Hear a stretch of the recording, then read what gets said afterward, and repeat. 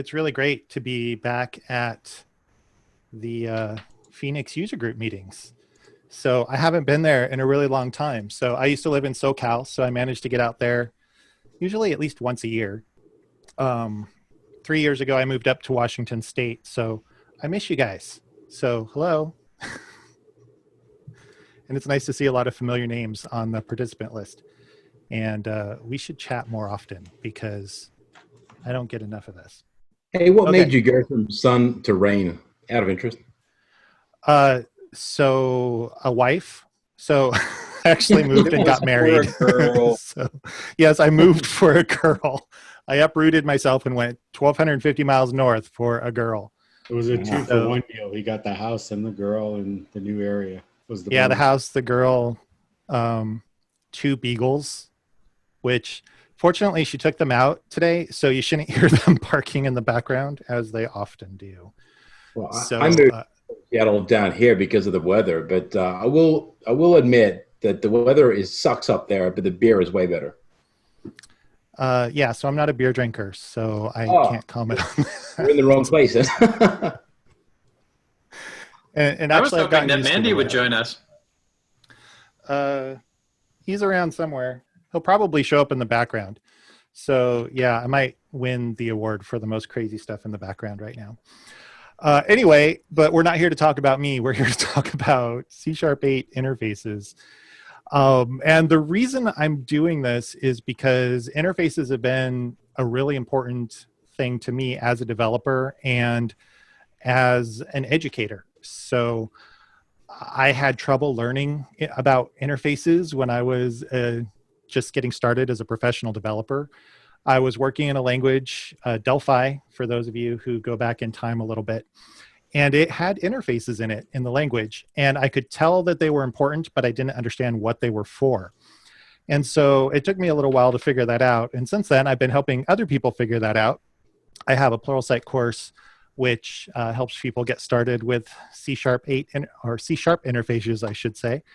And the thing is, with C#8, there's a lot of changes that came out. So we're going to be going through kind of a whirlwind tour of what those changes are and what they might mean to us and kind of how we can avoid getting into trouble with them. So that's really the goal for tonight. My website is jeremybytes.com. You can see up there on the screen. And you can follow me on Twitter at jeremybytes as well. If you go out to jeremybytes.com, you'll find a link to this talk. And there's a GitHub repo that has all of the code samples I'll be showing, as well as this enormous slide deck. But don't let it scare you. The slide deck is here mostly for your reference later. I won't be spending a whole lot of time on it. And then also a link to quite a range of articles about this particular topic. So really, the reason why I talk about this is because it hasn't been very well communicated by Microsoft exactly what's going on. Because basically, when C#8 comes out and there's, here's the list of things, there's the, great, drawing a blank, like the nullable reference types and default implementation for interfaces and this and this and this. And it basically, the interfaces get like a little half paragraph most of the time saying, well, you can add a default implementation to your code. So for example, here's the one that here's the example that's on every single Microsoft slide I've seen. So we have an iLogger interface that has an existing log method on it. And the idea is that we can add a log exception method to the interface that also has an implementation. And because this implementation is here, existing implementers of iLogger don't have to add it. So if we have existing iLoggers out there, they will continue to work. If they don't provide their own implementation, then this default one will be used. So this is the example that's always used. And the thing that's frustrating is once I started looking at this, it's like, oh, these changes go a lot deeper because it's not just default implementation. And when we talk about default implementation, it can apply to all the members that we can have on interfaces. So methods, properties, events, and indexers. Something else that's changed is we can now have access modifiers on interface members. So originally, you weren't allowed to have access modifiers on an interface. Everything was public, it was automatically public, and you couldn't change it. And in fact, even if you typed in public, it wasn't allowed. So now we have access modifiers, so we can have private and protected members on our interface, and we'll look at that as we go. Another thing is static members. So now we can have static methods and fields and constructors if we want. We can also have abstract members, which sounds weird because interfaces in the old world are abstract members, but we can actually specifically mark things as abstract. And then we can have partial interfaces. So just like partial classes, we can split up an interface into multiple files and potentially add to it later. And then along with the static members, we can also have a static main. So you can put your entry point of your application inside an interface if you really want to. I would say you probably don't want to, but these are all things that are now possible.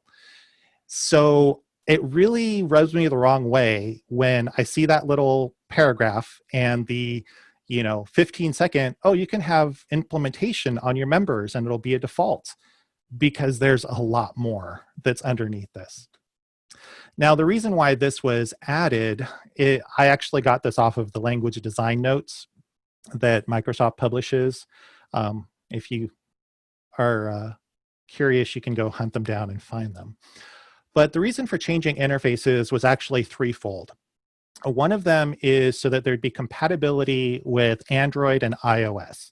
So both Java and Swift have default implementation as part of the languages. And so for Xamarin compatibility, this actually helps with that, because now C# can be more compatible with Java and Swift and those libraries that you might be consuming. Another thing is that you can extend existing APIs. So if you have an existing interface that's out there, that's your API, you can add to it without breaking your existing implementers. I have mixed feelings about that. And I'll talk some about those after we kind of look at what this stuff is. And then the third reason is for mix-ins. Now, the idea with a mix-in is that we have, basically you can think of an interface that only has implementation in it. So it's got this little kind of set of functionality, and you can say, okay, well, this class implements this interface, and basically all this functionality comes along with it. So really, mix-ins is multiple inheritance. And C# doesn't allow for multiple inheritance, but you can implement multiple interfaces. And so now that we can have default implementation, we can have mix-ins as well. So again, I'll talk a little bit more about these kind of once we look at the mechanics, but these are the reasons why the language was updated. And I do want to say, if you have any questions, feel free to, I'm going to try to keep an eye on the chat window, but I'm not always good at that. So feel free to speak up or raise your hand, and then I'll rely on one of the hosts to flag me down and say, hey, Jeremy, slow down. So like I said, I've been talking about interfaces for a long time now. And before C# 8, there were kind of a lot of rules that made interfaces, I don't want to say restrictive, because, kind of by having the rules, you have great freedom. So it's kind of like by having the rules in chess, you can have an interesting game. And in the same way, by having these rules on interfaces, you can do certain things that you can't do in other ways. And originally, before C# 8, there was no implementation code allowed. These were all abstract members. They were just declarations, no implementation. And like I mentioned earlier, everything was automatically public, and you can't even put a public access modifier on it. It wouldn't build. So everything was just automatically public. There was no other way. You could not have static members, and you could not have fields of any kind. And just to kind of show that in a little more detail, one of the things I do when I talk about the differences between interfaces and abstract classes is I had this chart that said, well, here's the differences.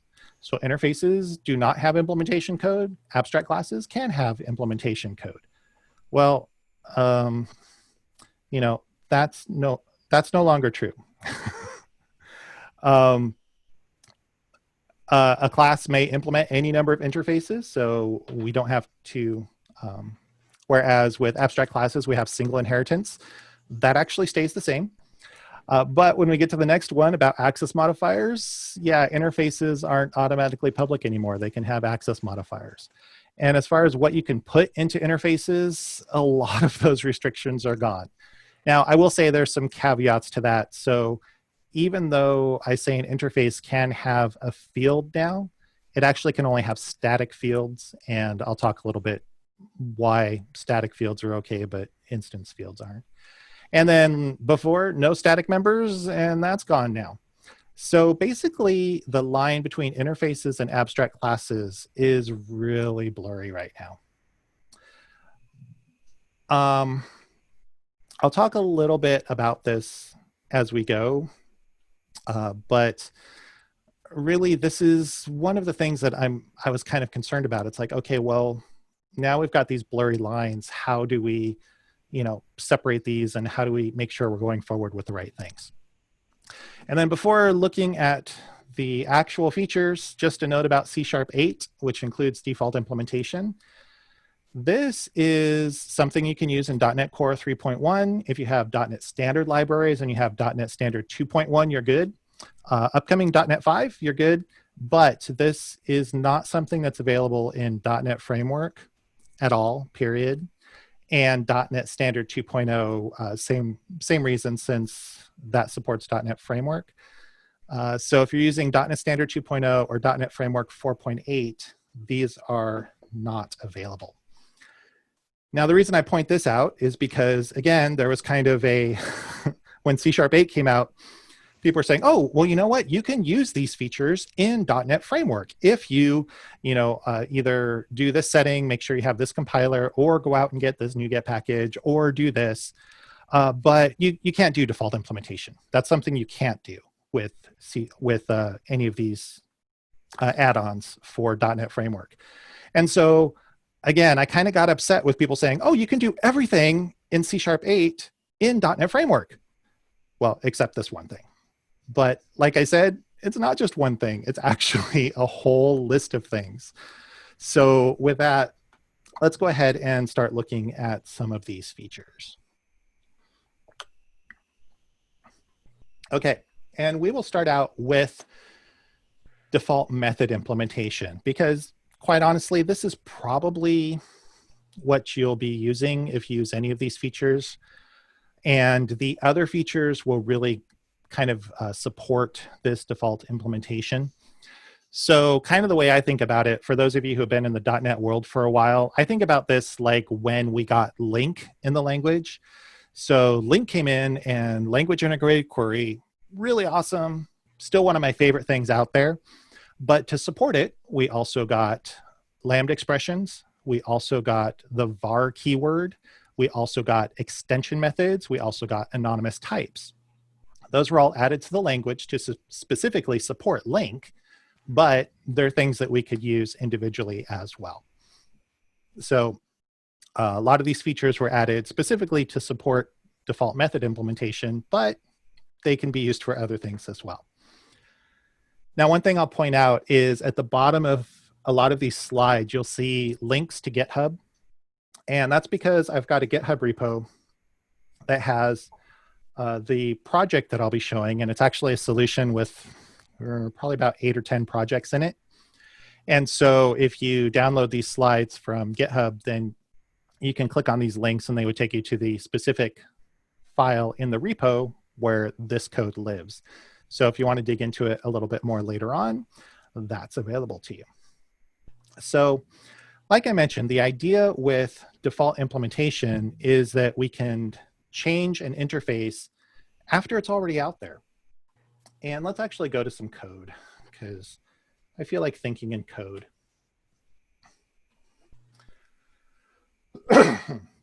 Excuse me. Okay, so I mentioned the solution, and it actually does have a number of projects. And most of them are named after the specific feature that we're looking at. So we'll start out just with the default method implementation and just kind of show you an example here.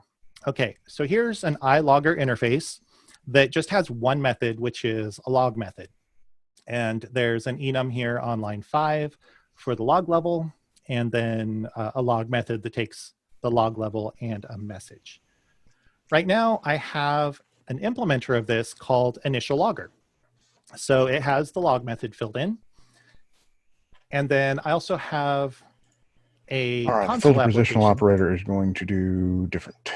We're going to do it differently. So. Sorry. Was that a question or no? Okay. So here's a console application that instantiates that initial logger class. And right now it's just calling log 2 times, once on line 10 and again on line 18.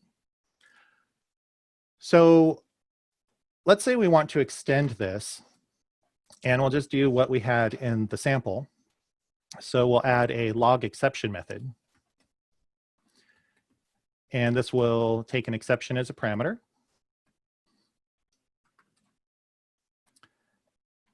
And for this, we'll just call the existing log method, and we'll pass in the log level of error and then give it a message.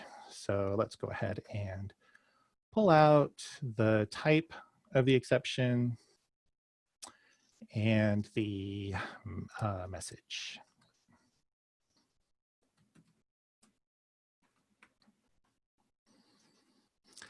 So that now has a default implementation with it.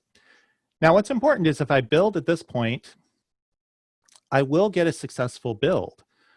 So for this initial logger object, even though it doesn't have this additional member on the interface, it still builds, it's still fine.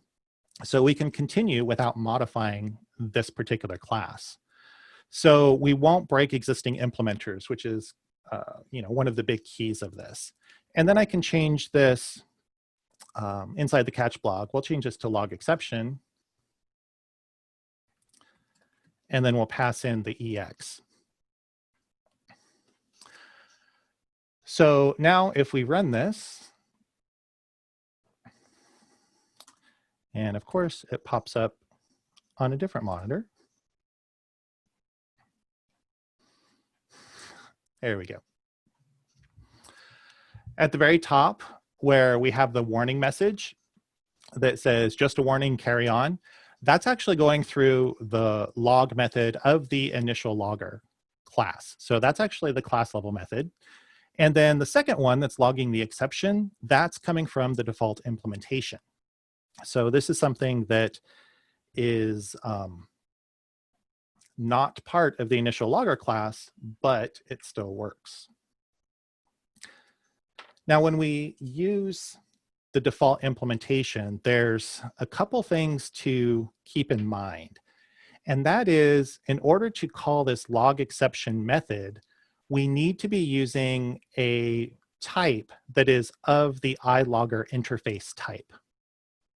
So what I mean by that is if I were to change this to initial logger, so we'll have it as the class type, then we actually get a compiler exception, or I'm sorry, compiler error, because this initial logger class does not have this method, even though the interface that it implements does have the method.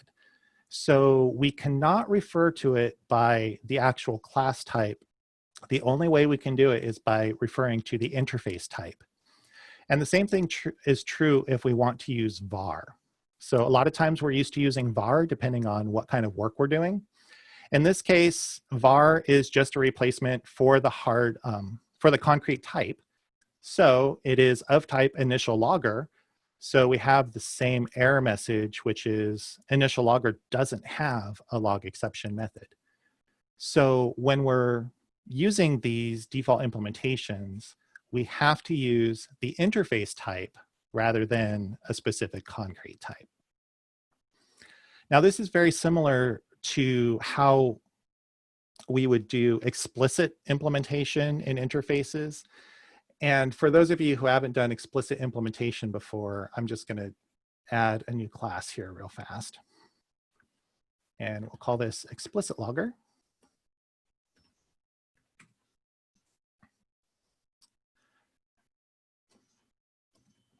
And we'll just make a public class that implements the iLogger interface. And if you use the control dot to bring up the implementing the interface, there's two options. There's implement interface and implement all members explicitly. And if we, okay, I'll just start with this. So there's actually broken tooling here.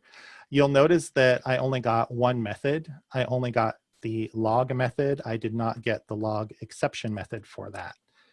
And that's actually something that I don't know if Visual Studio is going to change the way that works or not. But for right now, it's kind of a hassle. So what I can do is I can implement this interface. I can implement the interface members explicitly. So what that means is if we look here on line 9, the log method is prefixed with the iLogger type. So this is saying iLogger.log. And then on line 14, the same thing, iLogger.log exception. And you'll notice again, we don't have a access modifier here. Does public actually work, or does that throw an error? Yeah, so that actually throws an error. When you do explicit implementation, and this is the way it's always been, you can't put an access modifier, and I'm not sure why. I guess it's because they don't apply, or it's a carryover from the everything's automatically public from interfaces that we had before. So there's no access modifiers when we do this. Now, if we were to do the explicit logger, then what we would see is the same thing. So if we refer to it by the iLogger interface, then both the log method on line 10 and the log exception method on line 18 work. But if I change this to explicit logger, then now we'll see that we've got red squigglies on both of those, on line 10 and on line 18.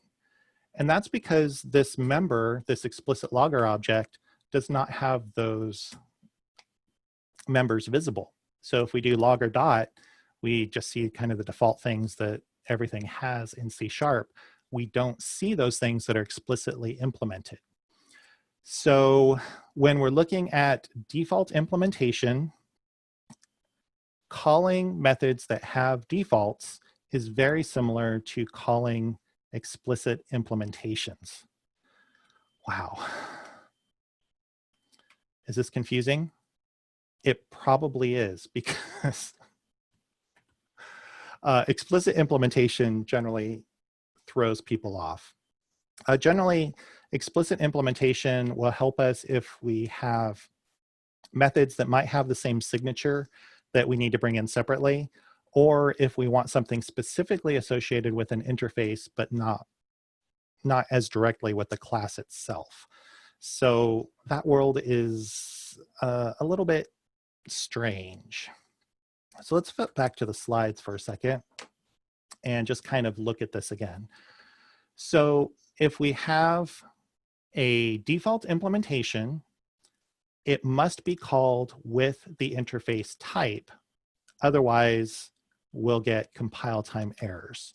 So if you are using default implementation so that you can extend an interface, if you have any calling code that is not referencing that interface, it's referencing the concrete types or using vars, you will actually have breaking changes in your code. So your code will break, it'll stop compiling. So that's something to be aware of. Yeah, that's fun. And so I kind of mentioned that this is similar to explicit implementation. So again, I've got the example that I just showed you here. And this is the same thing. So if we use explicit implementation, we must reference the interface type rather than the concrete type, or again, var references the concrete type. So the first one will work and the other two examples do not. Okay, so now that we've seen this, we kind of have to think about what is an interface And has it really changed fundamentally? And so the answer is the definition really hasn't changed from a fundamental perspective.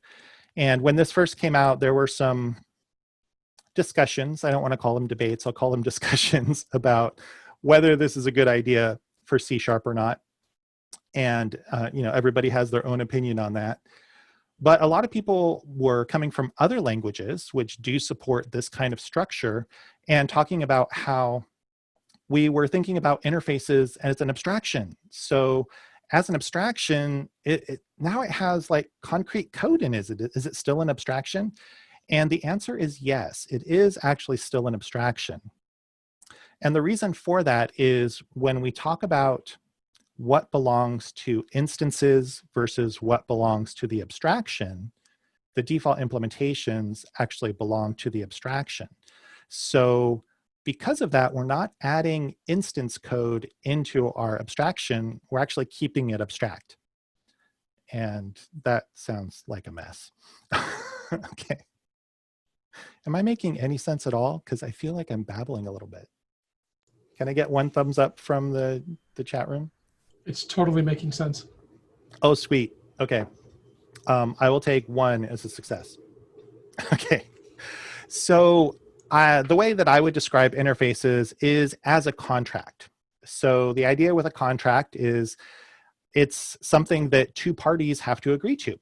So there's generally two parties in the contract. The contract itself has to be visible to both parties. And in this case, we're talking about the people calling the interface methods. So that's one party. And then the people implementing the interface methods is another party. So those are the two parties we're talking about. Interfaces are still a contract, but they're kind of a contract that has some functionality behind it, which is kind of where things bend a little bit. So I'm kind of modifying the way I describe interfaces now. And I appreciate my conversations with Barry Stahl because we always have awesome conversations. Yay, Barry, thank you. But we can think of interfaces as an interface describes a set of capabilities on an object. So when we're talking about that, the capabilities might not be directly exposed. So we saw when we had an explicit implementation, okay, and again, this is before any of the changes that we're seeing tonight. When we had an explicit implementation, a class kind of technically does and doesn't have that feature at the same time. So it has the feature, so if you cast it to the right type and call it, it's there. But if you don't cast it properly, you can't see it. So I kind of think about this explicit implementation and kind of the same way with the way things are exposed, kind of like thinking about a person who has multiple roles, right? So maybe you have a boss who is also a father. And if you're referring to him as boss, he will not do any of the fatherly functions. But if you refer to him as dad, he does. So even though that one person has multiple capabilities, you kind of have to ask the right way in order to get the right set of capabilities. So I'm still working on that description, but that's kind of the best one that I've come up with so far. And like I mentioned, the object may only have the capabilities if it's referenced the right way. And again, referencing the interface type rather than the class type itself. And as we've already seen, default implementation is called the same way as explicit implementation. So if we call it with the interface type, it works. If we call it with the concrete type, it does not. And again, if we use var, that's the same thing as using a concrete type. So that does not work either. Okay, so we've kind of seen how to call it. Now, what happens if we want to override that functionality? Well, there's nothing to say that we can't provide our own functionality. We don't have to rely on the default. So let's go ahead and just create another implementation here. And we'll call this override logger.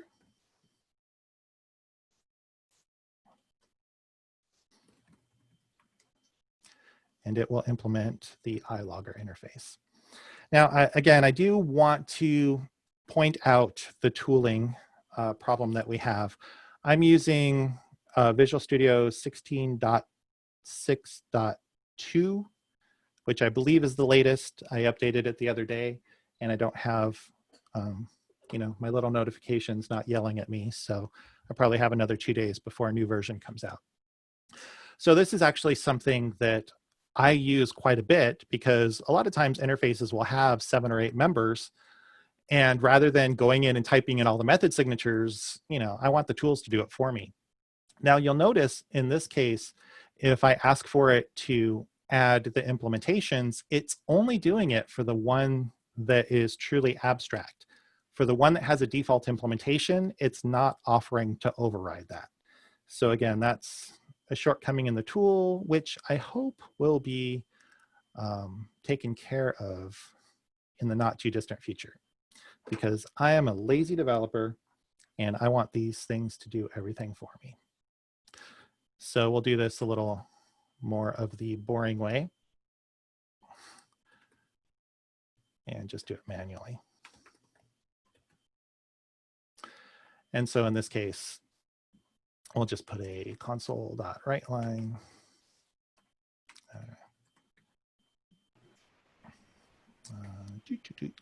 And let's do the level.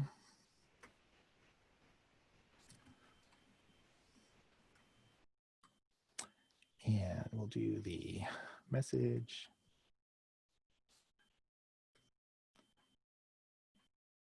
And I'll actually say from override logger.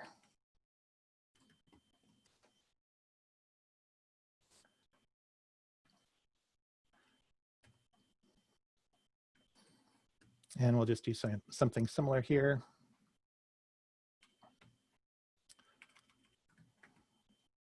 Log level dot exception or error.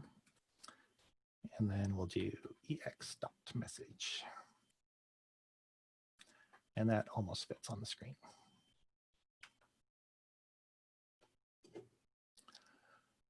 So if we go back to our program and use our override logger here and run the application and then move it to a screen where we can see it,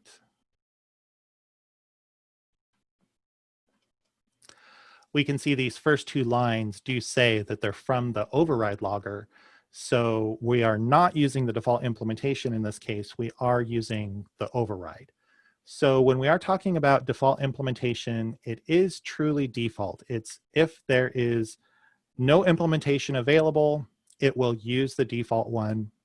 Otherwise, it will use the more specific one. So yes, we can override those as we go. Okay. And then again, I mentioned that there is a bit of a tooling problem that I hope gets fixed. And then when we are calling an overridden interface member, and I don't like to use the word override because it's not a true override, it just isn't using the default.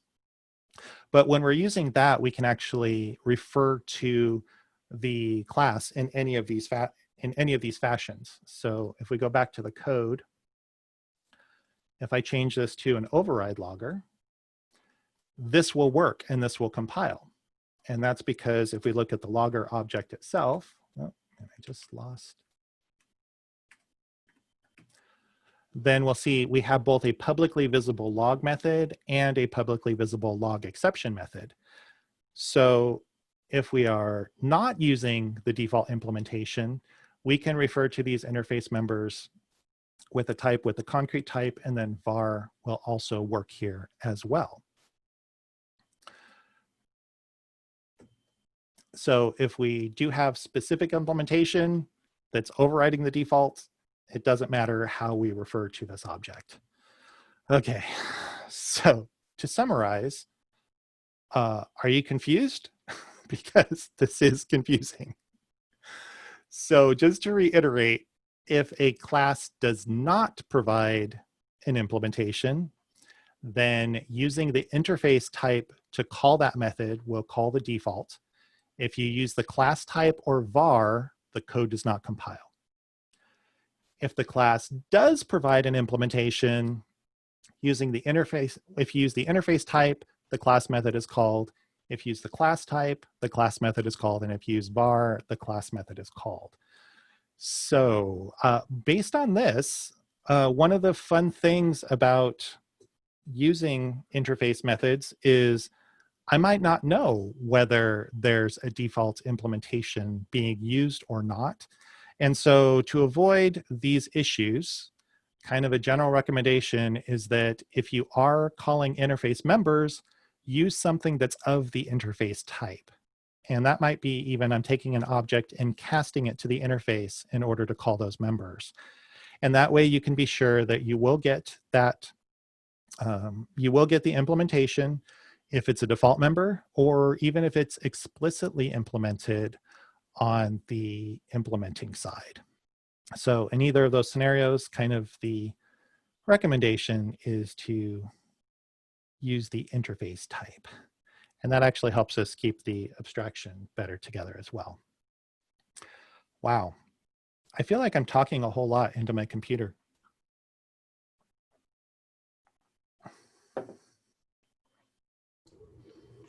You are, but we're absorbing all the stuff you're talking about. And you are correct. This stuff is kind of confusing. Not your Yes. explanation, but how they've implemented it and changing some of the ways we've done interfaces and known interfaces is slightly confusing. Yes, it is confusing. And that's actually a bit of my frustration. So if you haven't figured it out yet, I'm not a fan of these changes. I'm figuring out how to, I won't say accept them, but to accept that they exist and help people move forward. Because like you said, Justin, it does change the way that we think about interfaces and the way that we interact with them. So we do need to know about these changes so that we can adjust our code appropriately. Feels a Now, bit something easy to abuse as well. Yes, it's extremely easy to abuse. And I'm going to spend some time on that because I actually have some abuses in this slide deck, which, anyway, we'll get there. Okay, so we've kind of talked about how when calling a default member, using the interface type is how you get to the default or how you get to an explicit implementation. This actually also impacts how dynamic works. So probably most people listening are not impacted by dynamic because I think it's not very widely used. I used it in a couple scenarios where I had different types coming in that I knew all had the same members on them, but they were actually different types. They did not share an interface. They didn't share a base type. They were all different types, but they had the same members on them. So to make my world a little bit easier, what I did was I used a dynamic object in the calling method and said, hey, this will be great. Unfortunately, I ran into some problems once default implementation kind of reared its head. So here's an example where I have an interface, which is an irregular polygon. So this describes a geometric shape that has 3 or more sides, and each side is the same length. And so in this case, I have a property for the number of sides. I have another property for the side length, and then 2 methods, one to get the perimeter and one to get the area. Now, the perimeter calculation is the same regardless of how many sides the polygon has. So I can actually create a default here, and nobody needs to override it. So this is something that in the past I would have stuck into an abstract class, and in the future I probably will continue to put into an abstract class. But I want to show you the issue that I ran into. Now, get area, there's no way to, well, there probably is a very nerdy, heavy math way to abstract that. But generally the calculation for, the simple calculation for get area varies depending on if you have a triangle or a square or an octagon, for example. So we'll say that I have this interface in place. And I have two different objects. So as part of our tale of two objects, I have a square method, or I'm sorry, a square object, and this does not implement the getPerimeter method. So it will rely on the default implementation for that. It doesn't have it in there. In addition, I also have a triangle object, and for the triangle object, I did put an implementation for getPerimeter. The calculation happens to be exactly the same in this case, but I did explicitly put in that getPerimeter implementation on my object. Now, if I have a dynamic or a method that takes a dynamic as a parameter, and I try to access this getPerimeter method, what I'll find is that triangle will work because triangle has an explicit getPerimeter method on it. But if I pass a square into this, it does not work.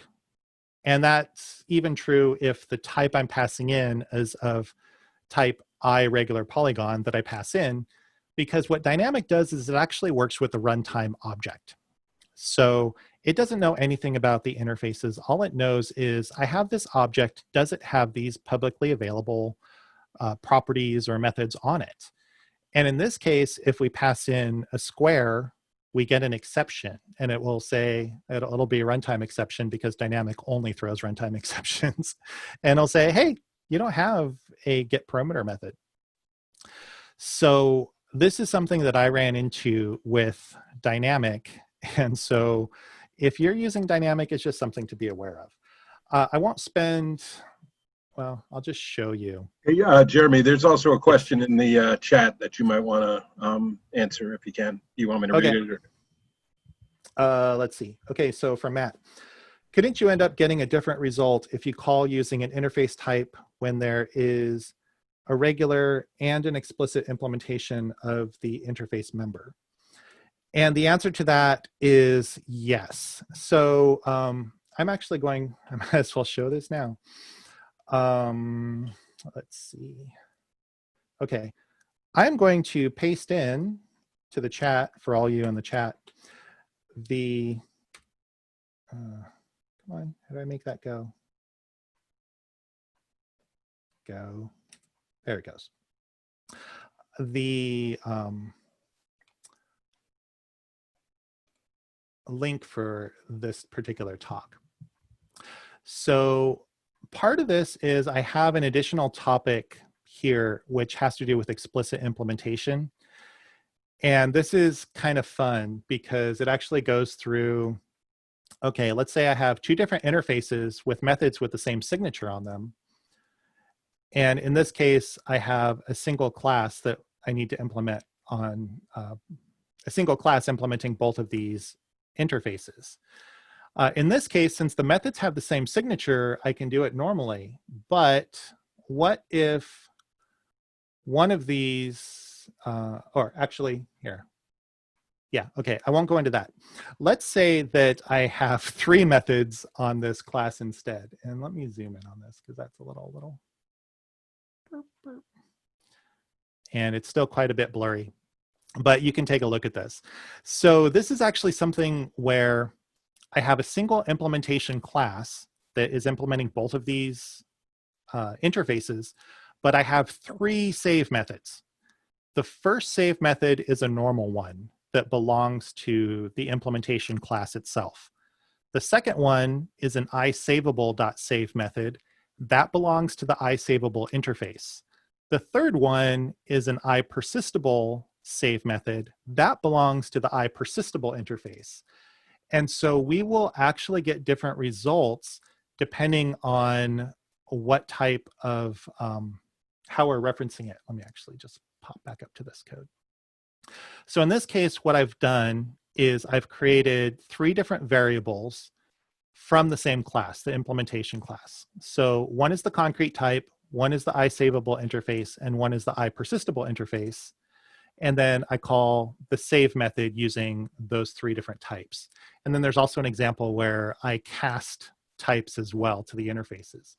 And so what happens is, depending on what type of object we're calling that method on, we will get different results. So if I'm using the concrete type, I will get the implementation save method. If I'm using the iSaveable type, I will get that interface save method. If I use the iPersistable type, it will use that one. So the answer is yes. This can get very confusing, especially with explicit implementation once you start drilling down into it.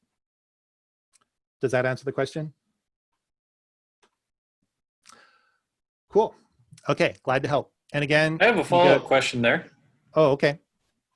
It feels like explicit implementation then is a really bad idea. And I should never do that unless I have two things that must implement the same method name. Is that right? Should I flee from explicit implementations? I would generally say yes. As far as explicit needs, there's an example where if you implement let's say you're implementing the IEnumerable of T interface, it actually has IEnumerable of T and IEnumerable, just the no generic type that does object. It actually has two methods with the same signature, which is getEnumerator that takes 0 parameters. But the generic one returns the T as the type, and the non-generic one returns object as the type. So you have two methods with the same method signature, but different return types. And in C# you can't overload based on that. So in that situation, if you implement IEnumerable of T, you will generally implement the non-generic version explicitly. Did that make sense? Yeah, that does. And it feels like that edge case where that's necessary. But in the majority of cases, it sounds like it also shouldn't be necessary. Is that right? Yes, I would agree with that. So, right. Okay, you know what? I'm feeling brave. I'm just going to show you because the tooling handles this. So let's do a public class called myEnumerable that implements IEnumerable of int, let's say. Now, the tooling is actually good on this. First, I need a using statement and then implement the interface because it actually will implement the IEnumerable of int in the normal way, non-explicitly, and then it will implement the IEnumerable version, the non-generic type, explicitly. And so the tooling actually will do this for you in a lot of situations, which is kind of cool. Can you tell I nerd out on interfaces? And let me tell you, I can tell you where all the weaknesses in the tooling are. Okay. Oh, and I was actually heading over to say there is a dynamic and default implementation project here. And so you can see it has that triangle and square classes that I showed on the screen. And there's a little program that actually kind of goes through and shows how you'll get runtime binding exceptions. So if you have something that references the interface itself, you're fine. If you have something that does dynamic, this will actually give you a runtime exception for the one that does not have the implementation. Might as well run that. Why not? Oh, wait, that's going to run the other one. Okay, ignore that. So I have this cool little tool installed. These are all .NET Core applications. And there's a power command, power commands that you can get from the Visual Studio Marketplace. And it has this really cool open command prompt on it.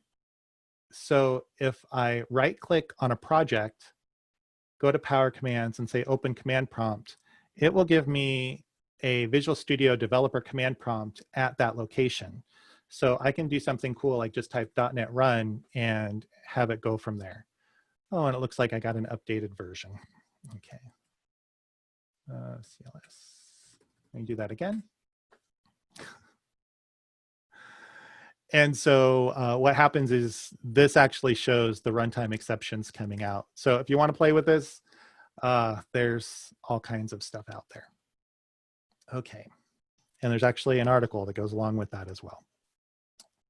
But let's head back to the slides. And Jeremy, to make it even easier to pull up that command prompt, typically it's Alt spacebar. We'll pop it up with whatever file you actually have open currently. Okay. Well, I'm usually want to do it at the class level. Yep. But like if I was here, okay, what did you say? Alt spacebar? Yep. Alt spacebar typically will bring it up. Or Control spacebar might be it.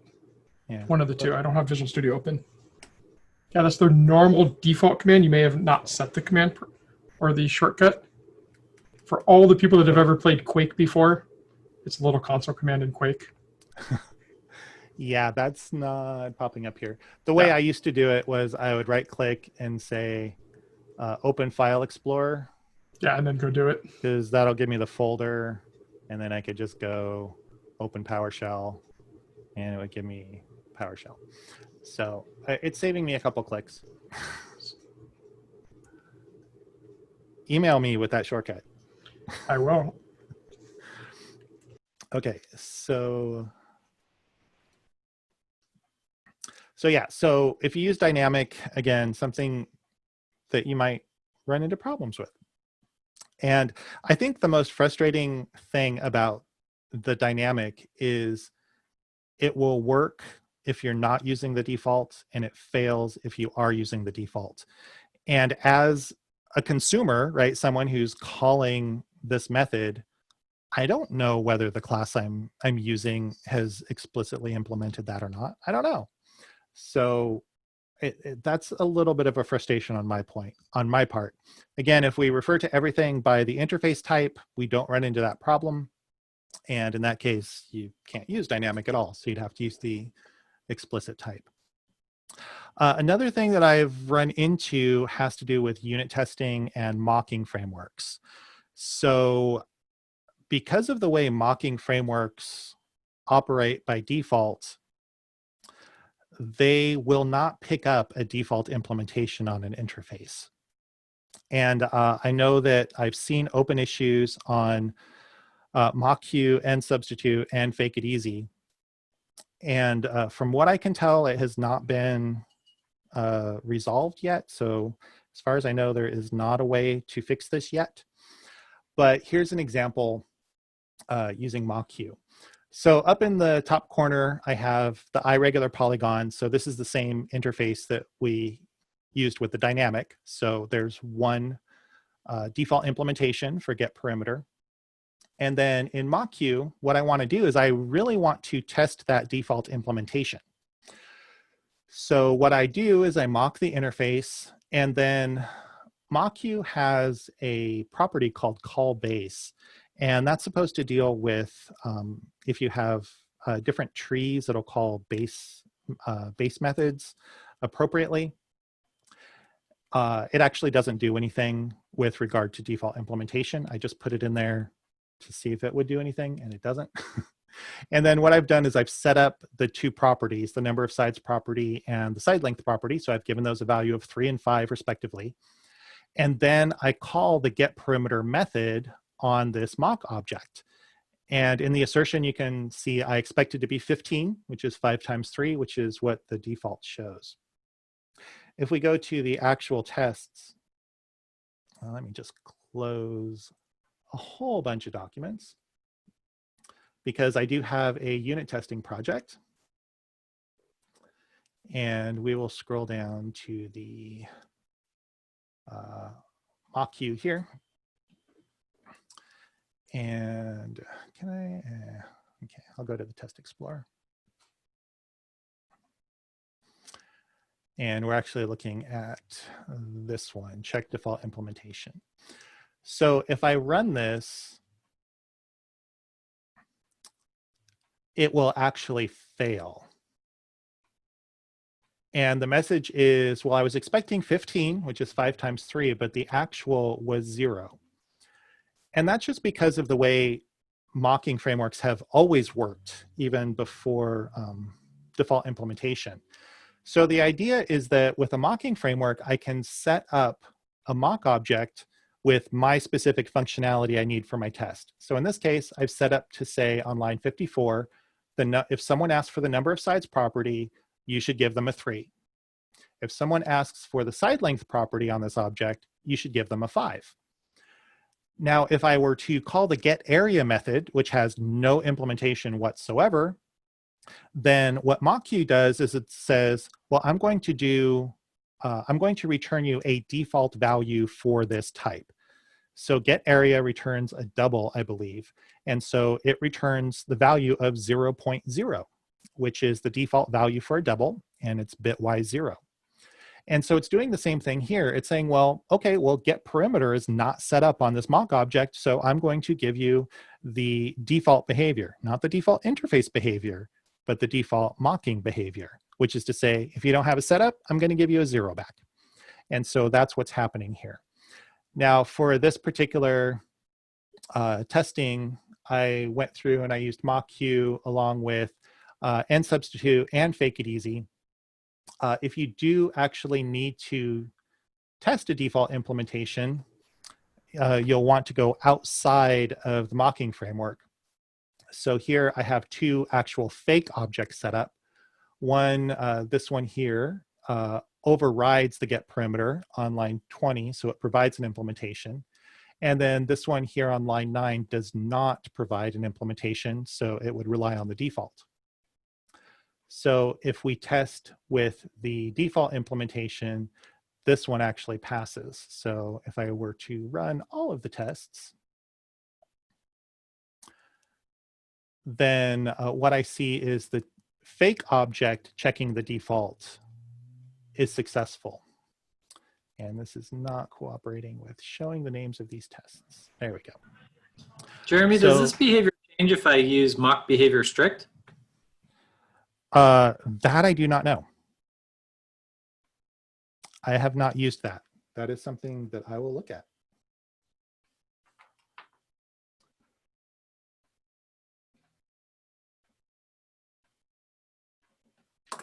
So Rob, how have you used mock behavior strict in the past? I really like mock behavior strict because I then need to provide implementations for all the things that I use. And so it's a really good way to validate that I'm not getting unexpected side effects by calling things that I did not expect. Oh, well, in this case, I want to specifically call something I want to call something that I'm not setting up because I want to use the default.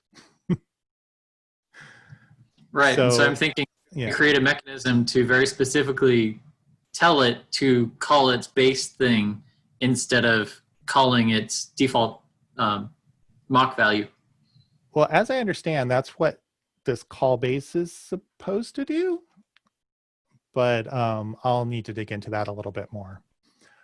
Yeah, I agree. That's I weird. have another test here that actually provides an override for the getPerimeter as part of the mock object, but at this point, I'm not testing the default. I'm testing something else, right? So.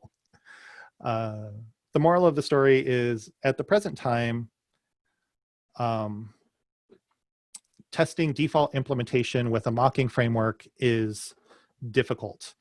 And kind of my inclination, Rob, to answer that question is that that does not work. And the only reason for that is, like I mentioned, several of these frameworks have open issues around this. And if they said, oh, well, if you just do this, then it will work, then, I'm sure I would have come across that solution somewhere. So, but I will definitely dive into that more because I love mocking frameworks. If it was easy, we would have solved it by now. Yeah, that's what I'm thinking. Because as soon as I saw this, I'm like, oh, I need to go figure out what's going on. And again, I came across open issues on GitHub projects.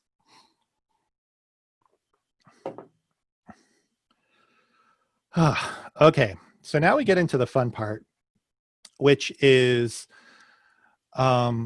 ways that we can do this badly. And this is actually one of my fears. As was mentioned earlier, this new functionality can be abused. And at first, I was kind of hoping that it wouldn't be. So, for example, you used it already, Jeremy. It's going to get worse.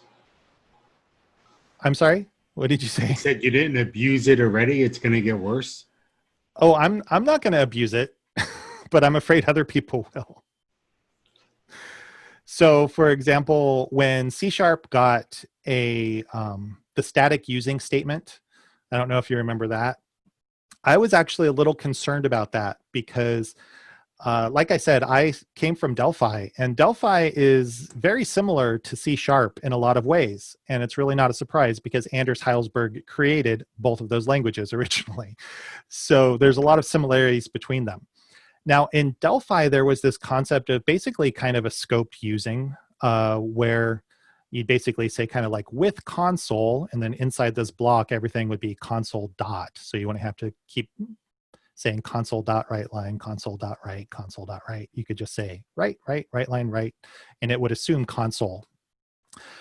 And C# added that feature, but it added it at the file level. So you put a static using at the top of your class file. And I was kind of concerned about that because it's like, well, if people put like 3 or 4 static usings at the top and they aren't scoped, it could make it difficult to understand where these different methods are coming from, these static methods are coming from. So fortunately, I didn't see that hit the real world. So when default implementation first came out, I'm like, okay, well, maybe it's going to be that same thing where this is a concern I have, but it's not going to see fruition, so I don't really need to be worried. Calm down, Jeremy, you get too upset about things. But then I came across a blog article, and this is code from a blog article where someone was saying, default implementation is awesome, look what you can do with it. And so here's the example. The example is I have an iFile handler interface that has a delete method on it. Okay, he just had one method originally, or one member, I should say. And then he said, this is great because you can add another method with implementation without breaking any of your implementers. So I can add this rename method and it will work without me having to change anything. Okay, so I'm gonna ask this as a question since I ask it as a question here. Does anyone see a problem with this default implementation?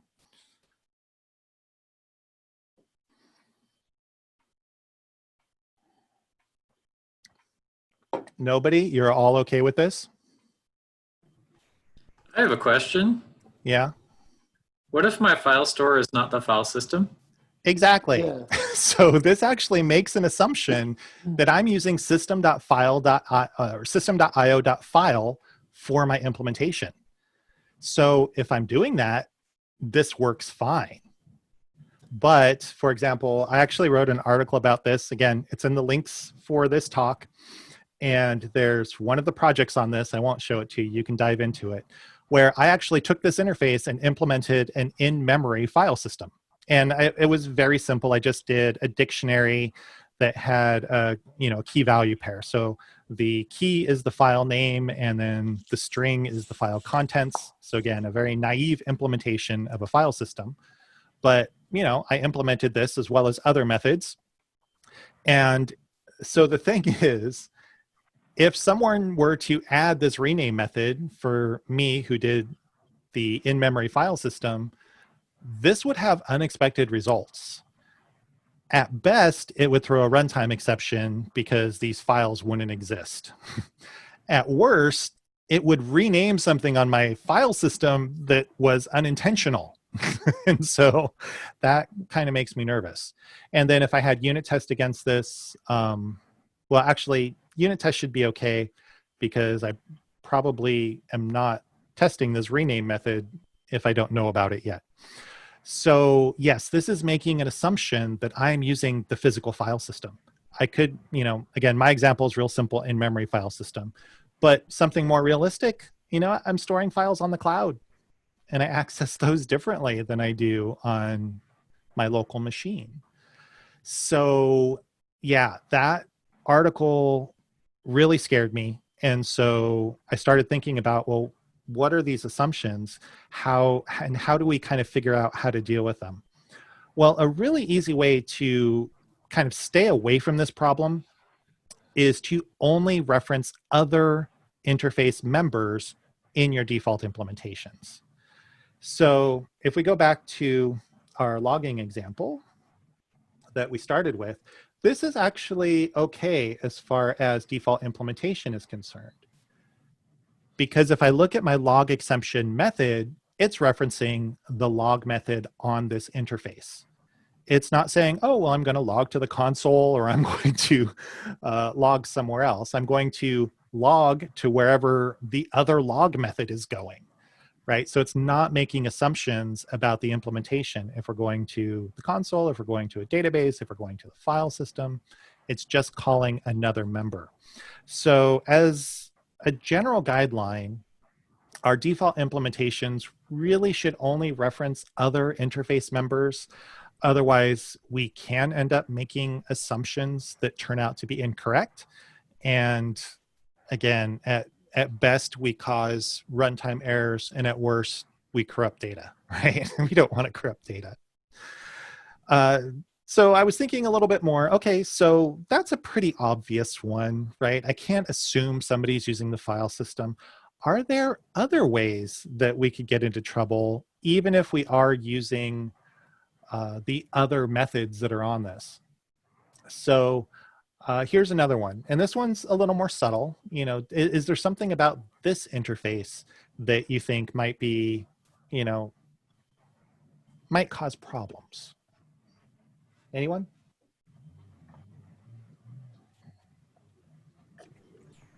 I'm going to assume based off the link, it's slow. That's actually a very good observation.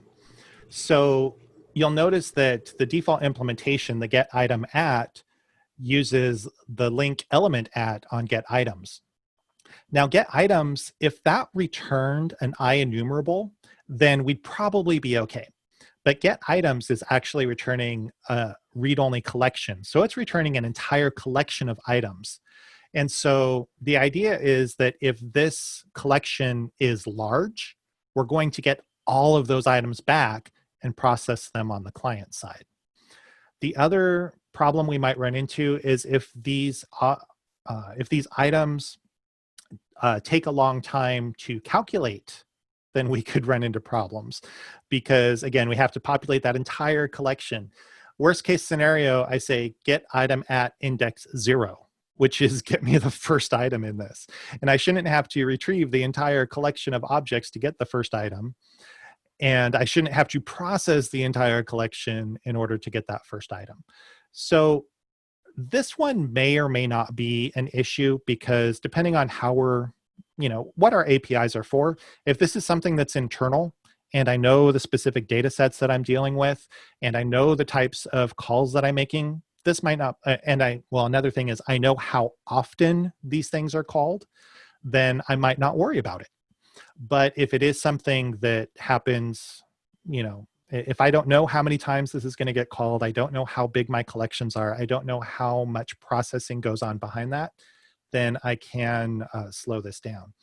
And again, there's an example of this. I'll just kind of point to it again. And this is in the dangerous assumptions section. And the bad interface has the file system. So my memory file handler is in here. And then the slow performance, what I have is an actual Fibonacci sequence. So this calculates the Fibonacci sequence as you ask for them.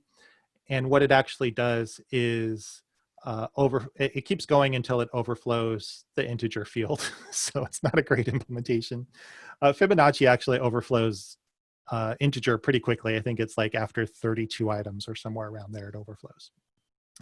So what this will show is that if I use this default implementation, it will process all of those items, even if we're asking for the first or second one. And then I also have another interface implementation. And what this does is it implements both of these. So in this case, it's dealing, this Fibonacci sequence is an IEnumerable. So doing an element at on an IEnumerable is fine because it's going to stop. It's going to calculate up to, you know, item number 3 or whichever one we ask for, but it's actually going to stop at that point. Whereas when we say Fibonacci sequence.toList, it's going to calculate all of the items that it can, which again will be up until the overflow. So Again, you can explore some more on that. There's an article that goes along with that, as well as the code. So can you tell that I've spent a lot of time looking at this? Oh. Okay. So all of this is kind of having to do with default implementation of methods, which is probably most commonly what we're going to do. But we can also add default implementation for properties, events, and indexers, which are the other things that we can have on interfaces. I'm not going to talk about events and indexers. Those are fairly similar to methods. Properties have some kind of extra concerns, so we'll look specifically at properties. So when we're talking about default implementation for properties, this is really good for calculated properties. So things that only have getters, they don't have setters. So as an example, I have my irregular polygon again, but the difference is this perimeter is a property rather than the getPerimeter method that we saw earlier. So rather than this being a method, it's a calculated property. So we can see that perimeter has a default implementation for the getter of this property, and it just multiplies the number of sides times the side length, which are two other properties that are on this interface. So this is actually a pretty safe thing to do. We can't really get into trouble with it. It's referencing things that are already on the interface, so we're not making dangerous assumptions. So it actually works pretty well if you need to do this.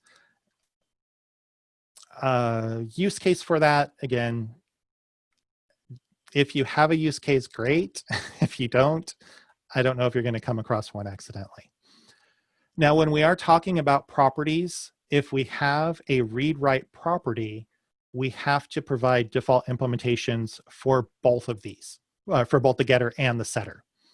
So this one that says int not allowed, this has a getter that returns a default of 20, but it has no implementation for the setter. So you can see I've got red squigglies there. So if we're providing a default implementation for a getter, we also have to provide a default implementation for a setter. And then the reverse is true. Also not allowed has the abstract get and a default implementation for set. Now set just happens to be an empty body in this case, but that is actually a valid default implementation. So I will put a big caveat on this one, and that's because setting doesn't really make sense for default implementation. There might be a way that you can figure out how to do this, but generally when we're talking about a property that's not a calculated property, we're probably setting a backing field. So the problem is that we don't have any backing fields in an interface. A field is not allowed as part of an interface. Static field is, which we'll talk about in just a bit, but just a standard instance field is not allowed. And the reason for that is that a field is data that belongs to an instance. So an interface can't have things that are specifically instance related. It really is an abstraction. And that's why we can't have constructors either, because constructors have to do with specific instances. So if we try to have a setter on a property, well, what would we set in a default implementation? Something that's tempting is to say, well, I'll just set the property itself, which is what this little block of code is doing. This is not good. This actually generates a Stack Overflow. So yeah, I know we think Stack Overflow is where we go to get answers to all of our problems, but Stack Overflow is actually a real exception. And here's a really easy way to generate one. Now this works without default implementation as well. If I just have a normal class that has a normal property on it, and my setter sets the property value instead of the backing value, I will get a Stack Overflow. So this is not unique code, but if we're tempted to say, oh, well, let's just add a default implementation, because really what I'm trying to get to is, can I have like an automatic property that's part of a default implementation? And the answer to that, sadly, is no, we can't. So I would love to be able to say, a lot of the things that I have in my code are default properties, or I'm sorry, are automatic properties. So, I just have the syntax where I have, get semicolon, set semicolon, and then I let the compiler build that out. And the compiler actually creates a backing field and sets up the getter and sets up the setter to use that backing field. So that's just a bit of compiler magic. It's really a developer shortcut, automatic properties. I kind of wish there was a way to flag something in an interface and say, well, my default implementation is to make this an automatic property. And there's no way of doing that. So just so you're aware of that, when we have these things, and again, an interface declaration of a property, the syntax is very similar to syntax for an automatic or an automatically implemented property. But this is actually the abstraction. So int number of sides with a getter and int side length with a getter and a setter, those are just declarations in the class that implements that interface. We must provide implementations for both of these. These are just abstract properties that we must implement. So kind of the bottom line when it comes to properties is they make a lot of sense if we have a calculated property that we'd like to add. Otherwise, default implementation doesn't make a whole lot of sense. Okay, I'll pause there for properties. So I've talked about default implementation for methods and default implementation for properties. I'm going to be moving on to access modifiers. So if there's any questions that we've got on what I've talked about so far, feel free to throw them at me. I have a question. I love your rule of default implementation should only use the other interfaces. And so I'm trying to apply that rule here. How do I do a setter that uses other properties? It kind of doesn't make sense. I agree. Yes. I have not come up with a scenario where a setter makes sense. Yeah, exactly. I get that, we want to implement all the things, so we implemented this one too. But it still doesn't make any sense. Yeah, the only place where it might make sense is you could use a default implementation on a setter to set a static field. And again, we haven't talked about static fields yet, but you could technically use it to set a static field. And then you could have the getter return whatever's in that static field. But again, a static is shared, so it's probably a bad idea if you're doing that. If you're setting a static value from an instance member and you can do it from any instance, you're probably going to have a bad time. So yes, I'm with you. I'm hard pressed to come up with a setter that makes sense. If anyone comes up with one, send me an email. Field interfaces? No instance fields, only static fields.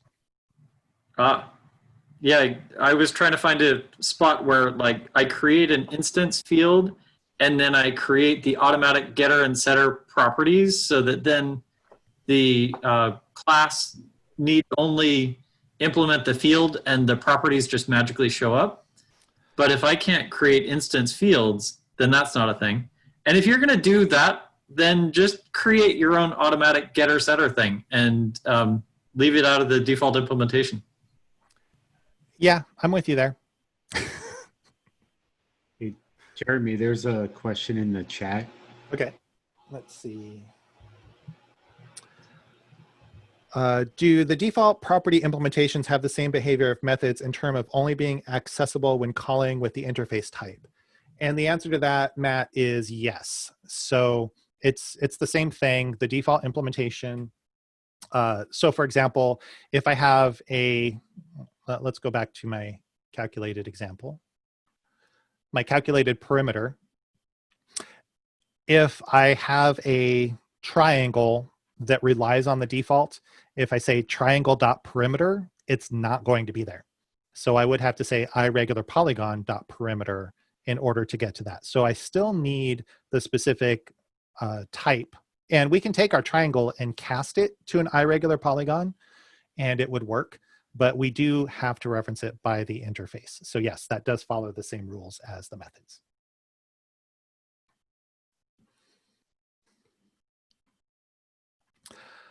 Okay, so let's move on to access modifiers.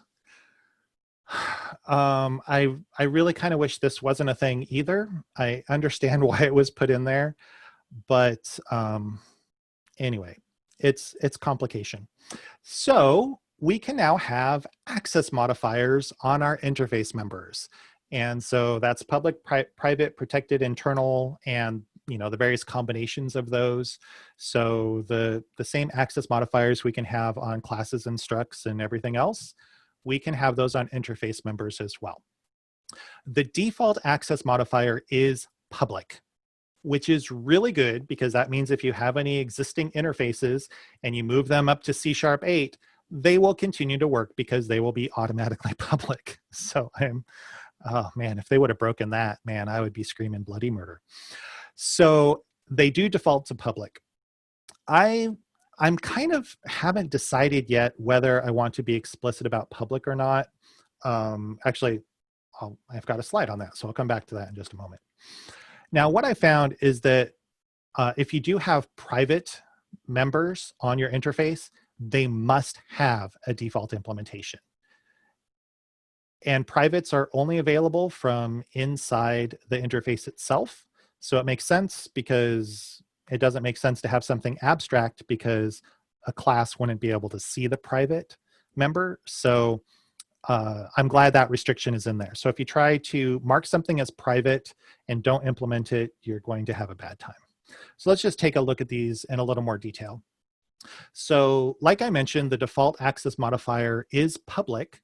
So if we look at the interface we have here where one of them does not have an access modifier and the other one is explicitly public, these are both public members. So again, if you do have existing interfaces that do not have an explicit access modifier, they will be public. Now I haven't quite come to a decision yet, but I've kind of been waffling back and forth of whether I want to start putting public explicitly on interfaces as I move forward. And the reason for that is because, first of all, I try to avoid default visibility because you have to think about it. If I have a class and I put in a member that does not have an access modifier on it, it's private by default. If I have an interface that does not have an access modifier on it, it's public by default.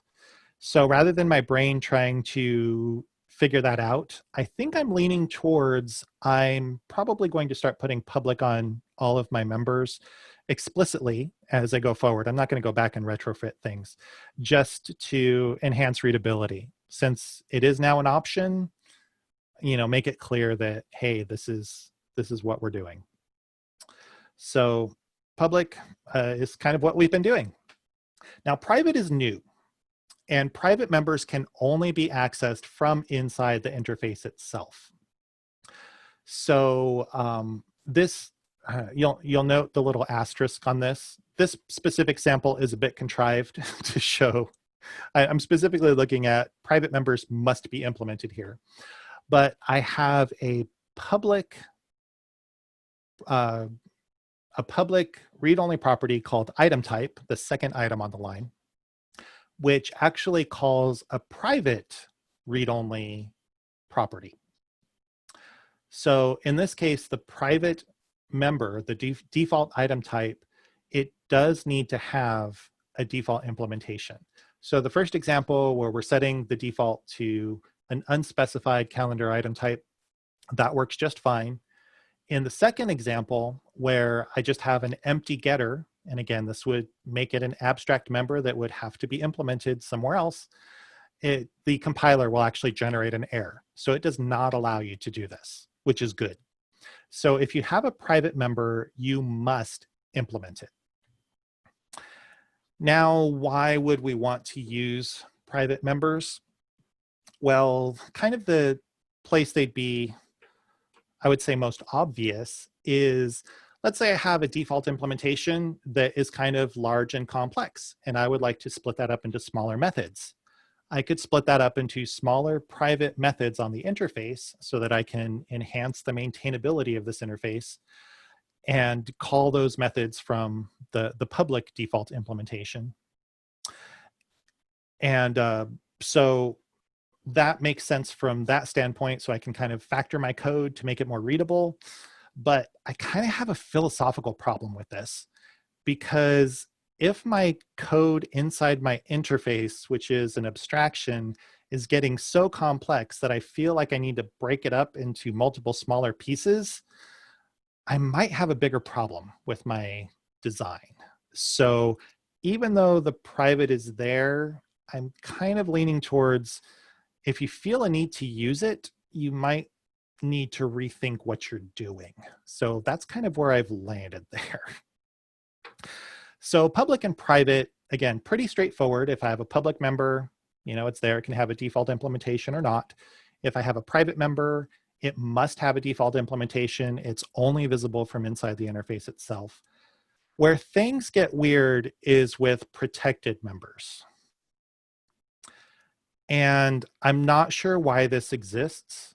I kind of wish it didn't, because it's confusing. And to kind of show this, I'm going to go to code because it'll be easier than looking at these screenshots on the slides. So let's go ahead and close everything.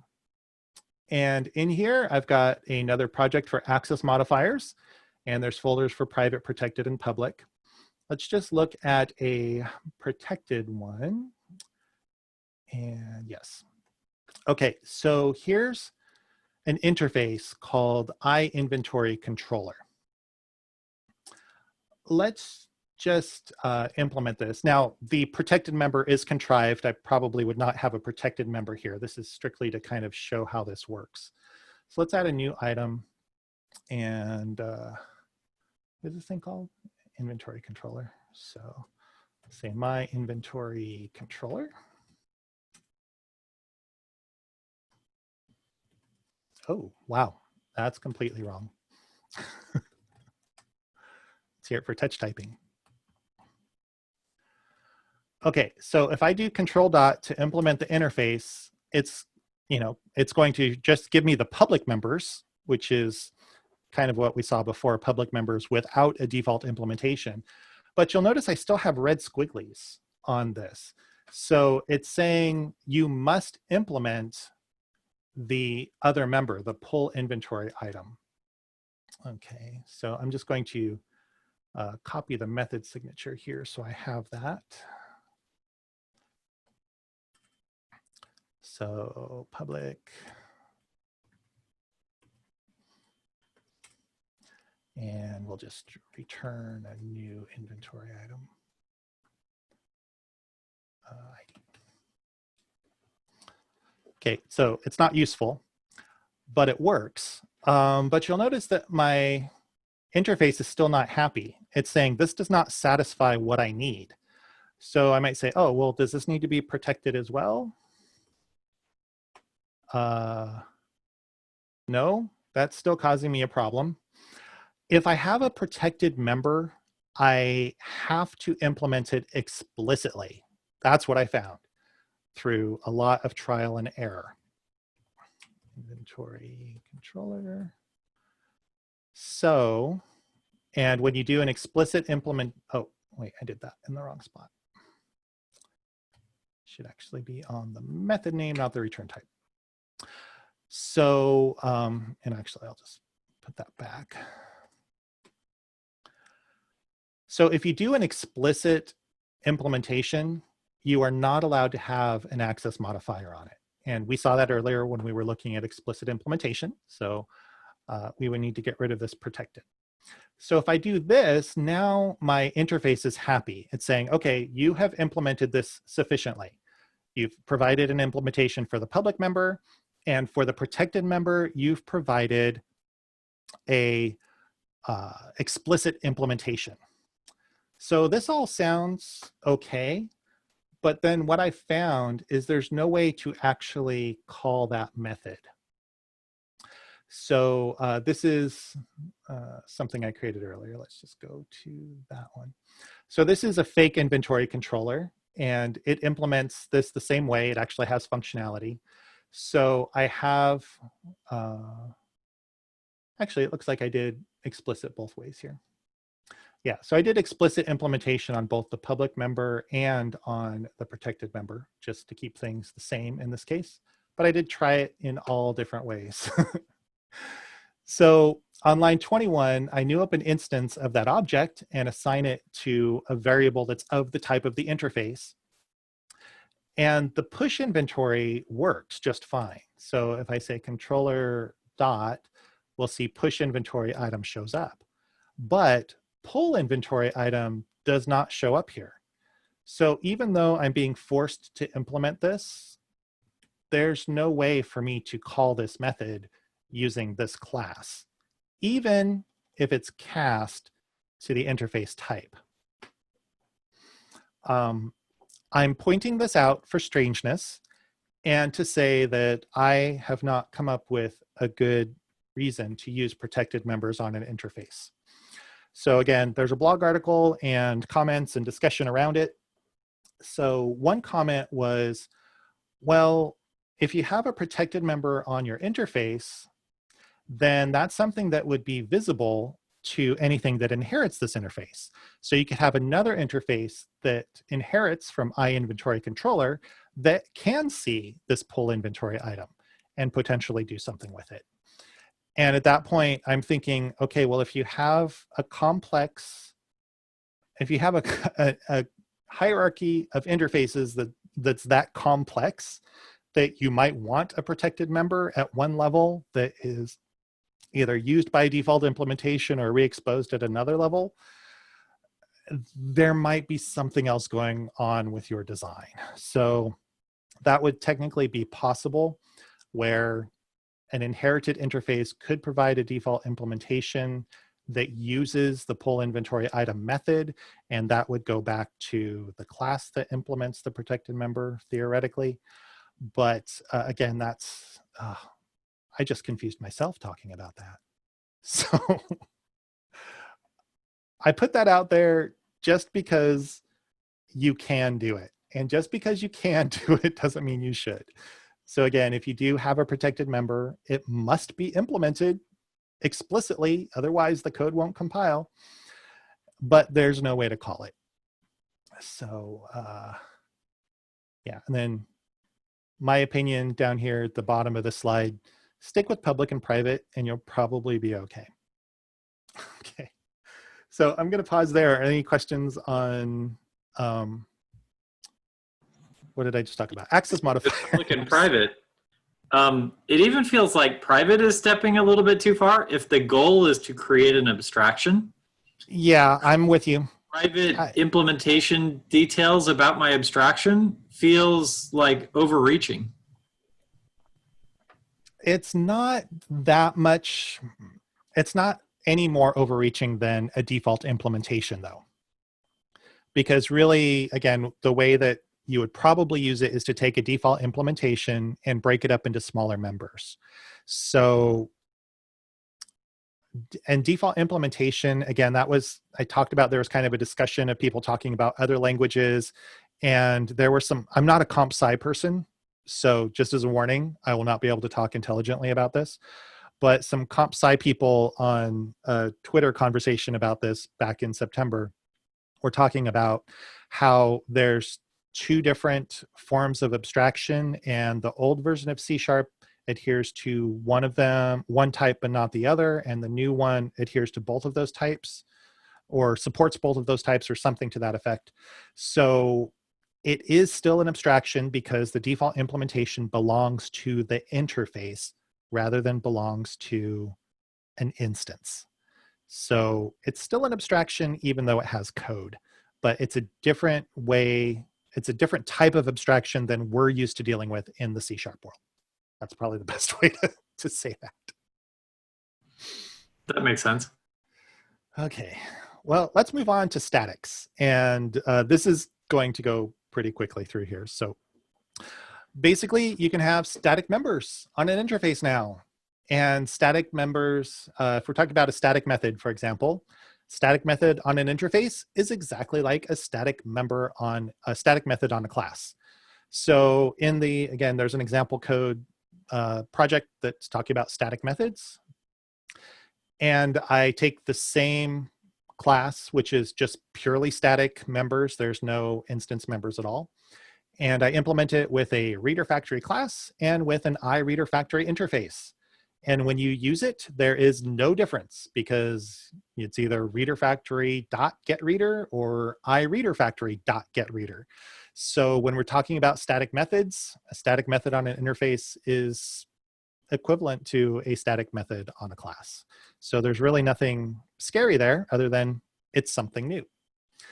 Now, something that is new, which you have to stop and think about a little bit, is you can have static fields on an interface. Now, static fields behave exactly the same way as they do on a class. And previously, fields were not allowed on an interface. And instance fields are still not allowed on an interface, but a static field is. So a static field is a piece of data that belongs to the abstraction itself. So it is still something that is not an instance member. So from, again, kind of that pure abstraction standpoint, it's still okay because we're talking about, you know, the pure abstraction that has to do with the interface as opposed to implementation details that go along with the class. So there's some things about this that are kind of interesting because, again, the static field is a shared value. So it's something that belongs to the entire interface. You would access it the same way, you know, static field or interface type dot static field name. And so you might say, well, why would you want to use this? I'm going to point to a Microsoft Docs example where they use a static property, or I'm sorry, a static field to provide parameterization for a default implementation of a method. I'm not going to say that this example makes me happy in any way at all, but it is something that's out there. So there's basically 2 tutorials and that are on the Microsoft Docs site right now. And again, I do have links to both of these on my materials. And then if you go to the GitHub repo, all of these same links are in the README. So these 2 tutorials are in here. So this particular one, there is an item here on the right that says provide parameterization. And this is an example that shows how you can use a static field to provide parameters for a default implemented method.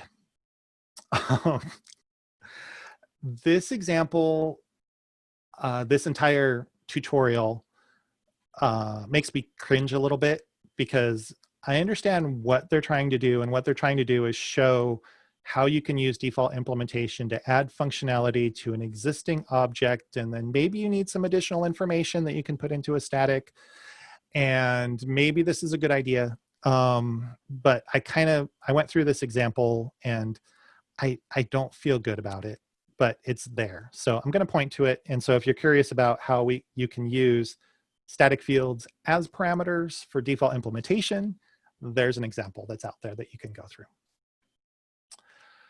Okay. Now, one other thing that's new to interfaces and completely not new at the same time is we can have abstract members.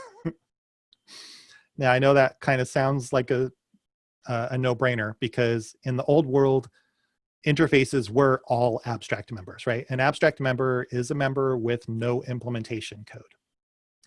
Now, abstract is default for interfaces, but we can actually explicitly mark things as abstract as well. So in this example here, we have a getCustomers method, which is not marked. That is abstract. We must provide an implementation in the interface implementation. And then getCustomer is also abstract, and we must provide an implementation in the implementer of this interface. Now the question is, why would you explicitly want to use the abstract is that keyword? The keyword here? And the answer is, this may be something that you would do if you had a complex hierarchy again, because in theory, you could have a base interface that has a default implementation, and then in a descendant interface, something that inherits from that interface, you could re-abstract it and make it abstract. Now, if you're doing something like that, there's probably something else going on that you might want to look at. So again, that kind of makes me uncomfortable, but I just want to point out the abstract keyword is available and it's there. It's possible to use. Something else that's new that's not a huge deal is you can have partial interfaces now. So that's kind of cool. Like we have partial classes. So this means that we can have a partial interface and have another partial of that same interface in another file that maybe we add to at a later time. So the same reasons we would want to use partial classes, we could use partial interfaces. So that means that we can actually extend interfaces in a separate class, or I'm sorry, a separate file that has default implementation in it. Again, whether you want to do that or not is a good question. I know I was talking to Barry Stahl a couple weeks ago about something he specifically wanted to do, and he wanted to extend an existing interface, so extend IEnumerable. So can we do something for that? Well, if IEnumerable was marked as a partial interface in the base class library, you could totally create your own second part to IEnumerable, but it's not. So you can't extend it in this way. But if you are creating your own interfaces, they can now be partial. That's the partial keyword. And then something that's curious is you can now have a static main method in an interface. So this example here, this iHelloWorld interface, is a valid console application. So iHelloWorld has a static main, and this has a default implementation, which is doing some console.write lines and also reading args from the command line. So this is actually a valid program. Now, if you've never played with static main before, so static main is the entry point to an application, and it can be in any class in your project. It does not have to be in something named program. So you can have a static main anywhere you want in your project. You can only have one, however. If you try to put two static mains in different classes, or different interfaces in this case, you will get a compiler error. It'll say, hey, I don't know what your entry point is. So the static main can only appear in one location in your application, but it can now be in an interface. I have no idea why you would want to do that. I really don't, other than to confuse people. And that's actually the example that I did. Let's see, let's go back to Visual Studio, because there is a static main project. More than one static main in your application if you have an assembly attribute that tells you which class you want to use. Yes, actually, thank you for that correction, Rob. That's something that I did come across when I was playing with this, but I forgot to put that in my notes. So thank you. I will add that to the slides. You can, so as Rob said, you can have multiple static mains as long as you have something in your application that points to what the real one is. But like you just mentioned, this falls squarely in the category of just because you can doesn't mean it's a good idea. Yeah, but here, look at this cool thing I did. So I built this. Do you have to implement this class to get that interface to work? Nope. So I just created an empty program class for fun. You actually don't need this. And then you have, I have the iHelloWorld interface that has a static main in it. And that's all you need to do. And since it's static, you don't need an instance. So no, you do not need to implement this anywhere. Okay, so here's my favorite thing in the language design notes. So I read through these language design notes a lot to figure out all of these features and try to figure out what's going on.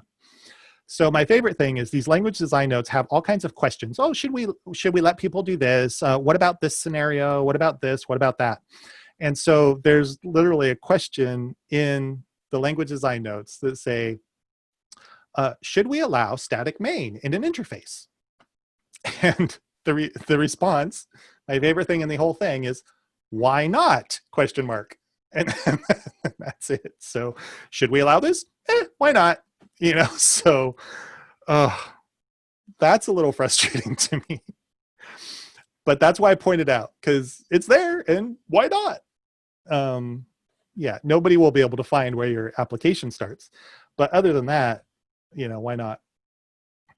Okay, so we've actually gone through all of the features.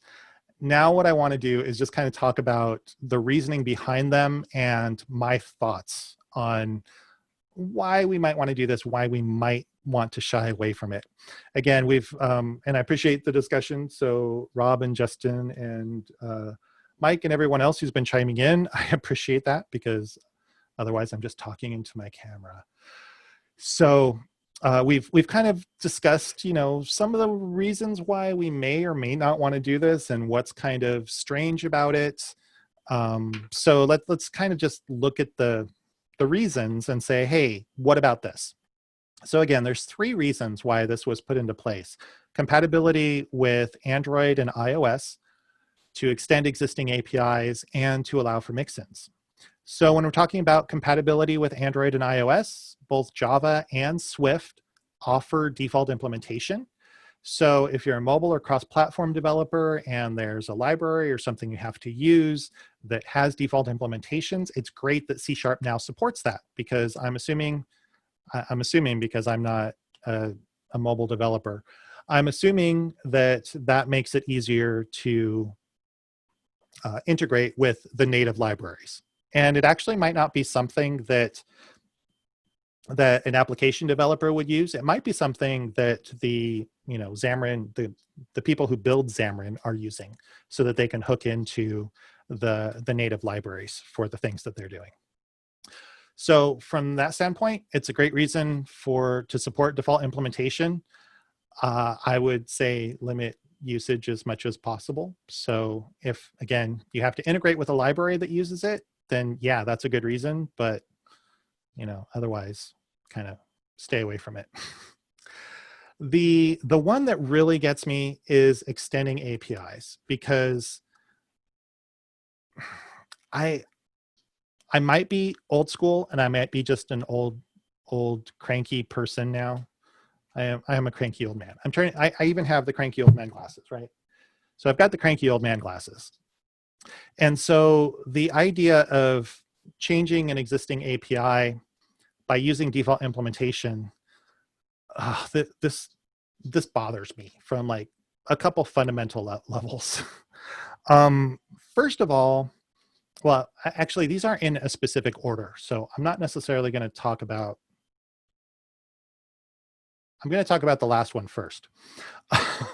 When we're talking about default implementation and the ways to do this, I'll say safely without making bad assumptions, we're calling existing members of the interface.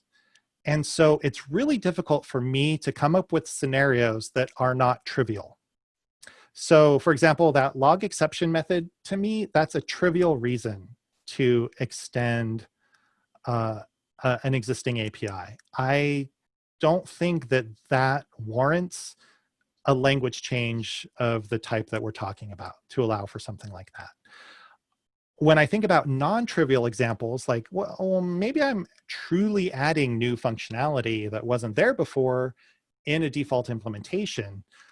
Well, at that point, again, how can I do that safely without making too many assumptions about what's going on? So just the idea of doing that kind of feels wrong to me. And we do have a way of extending interfaces through interface inheritance. And that's actually still the direction I lean in towards. So for example, if I had an iLogger and it needed to support a special exception message for some reason, then you know what? I'd probably inherit and create a new interface that inherits from iLogger, but then provides the additional functionality. And I've done that. So for example, when I'm doing repositories, so accessing data, a lot of times I'll use a CRUD repository, create, read, update, delete. And I'll often break that up and say, okay, well, I'm going to have one interface that is just read operations. So I just have my read-only operations in one interface, and then I have my update operations in a separate interface that inherits from the read-only interface. So that way I can say, well, if my application code only cares about reading, then it doesn't have to worry about the update code. And really what that is the interface segregation principle. So when we talk about the interface segregation principle, that's saying that interfaces belong to the callers, not the implementers. So that means the people calling these interface methods are really the ones who should be making the decisions of, or that's how we should be making the decisions of what belongs in this interface. So if I have a class, if I have a block of code that is only doing read operations against my data, then I should not be giving them a read-write interface. I should be giving them a read-only interface, because if I give them a read-write or something that implements read-write, now they have more stuff than they need, right? And so that's not keeping the interfaces, nicely separated. Now, I would say that I might have to, my read-write interface would be a combination of both, because if I'm doing update operations, well, I might want to do read operations in conjunction with that to say, oh, well, before I update something, let me go ahead and read, make sure I get the latest one. So if it's changed, I don't update it, and blah, blah, blah, transactions or whatever else. And I just described that badly. Now, again, that's if I'm building like a CRUD repository. If I'm doing, a reader-writer situation, then, I'd separate things differently. So really, when I think about extending APIs this way, I'm thinking about, well, I'm either doing something trivial or I'm doing something that this might not be the best road, because am I following the interface segregation principle? Now, I'm not one of those people that says, you must always follow the solid principles. What I am is I'm a developer with experience. And so when I was a young developer, and actually not a young developer because I started programming at 29 professionally. When I got my first programming job, I was 29, and now I'm I'm old enough for old cranky man glasses. So back then, I saw the best practices people and the people that had been doing this stuff for 30 years longer than I have. And I'm like, I got this. And I messed things up very badly a lot of times. And then eventually, when I kind of figured things out, I came to the point where it's like, you know what? If I had listened to these people that have been doing this for 30 years longer than I have, I would be in a much better position today. So I will say, I don't like the term best practices because it makes it sound like you should always do it. But I like the idea of best practices, which is, here's something that is generally a good idea. And we understand it. And there are times where we say, you know what, this generally good idea doesn't fit my specific circumstances.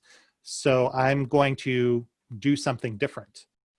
And in that case, I'm not ignoring this best practice. What I'm doing is I'm saying, I'm specifically not doing this for a particular reason. So I have considered it. It's not appropriate in this situation. So I'm not saying that you should never violate the interface segregation principle. I'm just saying, generally, it's a good idea. It's a good place to start. And if you do need to step outside that guideline, make sure that you have a good reason for doing that. So when I see something that's kind of like making it easier to just kind of step out of that guideline without having to think about it very hard, it kind of rubs me the wrong way.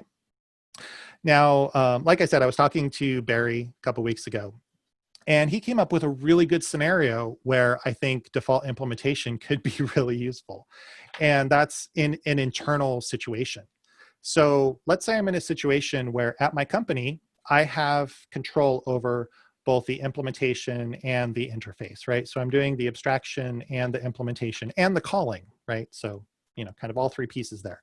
The contract, the person implementing the contract, the person using the methods on that contract.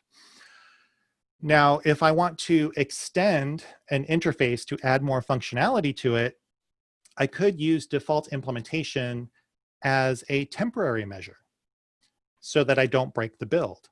So I could create a default implementation that either does nothing, or I don't like the idea of throwing an exception in a default implementation, but theoretically in this scenario, you could get away with it. And so that way you could add a new member to the interface without breaking your existing callers, without breaking your existing implementers. And then the people who are responsible for the implementation of the interface can go through and update the implementations to add the new member, add the new functionality. I won't say at, well, actually I did say at their leisure on my slide, but hopefully quickly, right? So it's not there for a long period of time. And the same thing, the people who are calling those members, hey, look, we got this new piece of functionality, and based on the interface segregation principle, it actually fits in here, so this is a good thing. And then the callers can start using that method. And then once, you know, all of the implementers are in place, you can go and remove that default implementation. So in this case, a default implementation would just be something that's there temporarily while we're modifying this piece of functionality, and then we go and remove it later. And that way, again, kind of, we've seen how with default implementation, we kind of run into these quirky things when it comes to how we call them, the types of variables we use, if we have to use dynamic, how unit testing works. So I kind of want to minimize the use of default implementation kind of as a general idea in my world. Now, the third reason for building these things, I think, is a really cool idea. And this is the idea of mix-ins. And you can think of a mix-in as I have this piece of functionality that is truly all of the functions. So let's say I have an interface that only has members with implementation. And so maybe I'm adding, this is a bad example, logging functionality. So now I have this iLogger that knows how to log to wherever. And I can just add that to a class, and the class doesn't have to do anything else other than say, I implement this interface, and it automatically gets that logging functionality. What this really is multiple inheritance. So in the C# world, we do not have multiple inheritance. And if I did some C++ programming before that, which did have multiple inheritance, and you could run into problems. And one of them is known as the diamond problem, where basically I have, like, we'll say the same method name coming from two different base classes. Which one do I call? And so the way that they've gotten around the diamond problem with default implementation is that whole thing of you have to reference it by the interface type. So if I have multiple default implementations with the same method signature, I don't have to worry about which one to call, because the only way to call it is to say, I want the one that's on this interface, or I want the one that's on this interface. So by saying you have to be explicit when you call these with the interface name, that actually gets rid of the diamond problem. And if you've looked, and actually if you go look at the language design notes, they have, you know, well, let's say you have interface A and interface B and interface C, these all inherit and they all blah, blah, blah, blah, blah, blah, blah. They've thought through all of this because you don't want to cause unexpected issues. So really, mix-ins are a way to add pieces of functionality to existing classes without having to modify the classes. So from that standpoint, it's a cool concept. And there's a lot of languages that support mix-ins. The thing that I wish was different is I wish that they had not used interfaces to implement this. I wish there was some other thing, even if it was just a different keyword, like a new keyword that says mix-in where you could put this in. And then that way we could kind of think of interfaces as one thing, right? I want to think of interfaces as one thing, which again, it's the capabilities of an object, but with mix-ins, you kind of expect all the implementation to be in the interface, whereas with other things you don't, and kind of having those things mixed together in the same type of thing kind of rubs me the wrong way. Now, I will say that the mix-in example that's on the Microsoft Docs site is really kind of interesting. Let me just flip back to my browser. And like I mentioned, I have a link to that one as well, because this uses an IoT example. So the idea is that I have an iLight that knows how to switch on and switch off, and it has an is-on property. And then you can have different things. But now I have an iTimer light that knows how to switch on for a particular duration. And in that situation, what we can do is add a default implementation that basically says, well, I'm going to use switch on, I'm going to use the duration to wait, and then I'm going to call switch off. So I'm using everything that's existing on that base iLight interface, but I've just added timer functionality for free, right? So someone doesn't have to say, well, I implement the on, off, and the Boolean. I can add timer functionality by just bringing in this new interface. So that's kind of cool. And then what was the other example they had in here? There's another timer light. Oh, a blinking light. So the same thing. So I'm using switch on, I'm using switch off, I'm using a duration, I'm using a number of iterations. And based on that, I can now mix in blinking functionality to my IoT light. So this concept is pretty interesting. I haven't thought through this in like my real world code enough to figure out how to, how this works in the things I normally build. But this example is actually a really good example of mix-ins and the usefulness of them.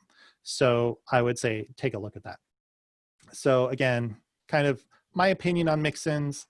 I really like the idea of mix-ins, but I wish they had been implemented a different way in the language. Wow. Okay. How am I? Oh, okay. It's 8:20. I've been keeping you here a really long time, so I'm going to wrap things up. So hopefully, in going away, you now know that that interfaces are more than default implementation in C#8, right? So we do have default implementation, which is cool, but we also have access modifiers. We also have static members. We also have partial interfaces. And then we kind of have all of the things that go along with that as far as where it makes sense to do default implementation or not. Again, with properties, getters make sense for calculated properties, setters, not so much. And again, protected, I'm not sure why you would use protected. I am still looking for a practical example of that. So that's actually what I've got for you this evening.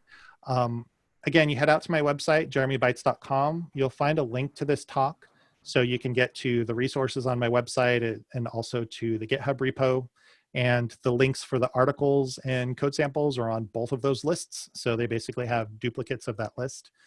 And if you do have questions that come up later, feel free to shoot me an email because this is still forming in my brain. This has been out since September.